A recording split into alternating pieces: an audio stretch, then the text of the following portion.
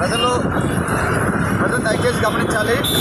ప్రస్తుతం మంగళగిరి కాజా toll plaza వద్ద పరిస్థితి ట్రాఫిక్ మరియు వాటర్ కూడా హెవీ రెయిన్ఫాల్ వల్ల ఎడివాన కూర్చున్నట్టుగా ఉండి దాదాపు 2.5 నుంచి 3 అడుగుల హైట్లో నీళ్లు వస్తూ ఉన్నాయి. ఈవెన్ కార్లు సైతం కొట్టుకుపోయే పరిస్థితి. దయచేసి ప్రజలు గమనించాలి. అత్యవసరం అయితేనే దయచేసి బయటికి రండి. అనవసరంగా రోడ్ల మీద రావడం కానీ ఈ విధంగా దయచేసి చేయొద్దు. ప్రాణాలు సైతం ప్రమాదంలో పడి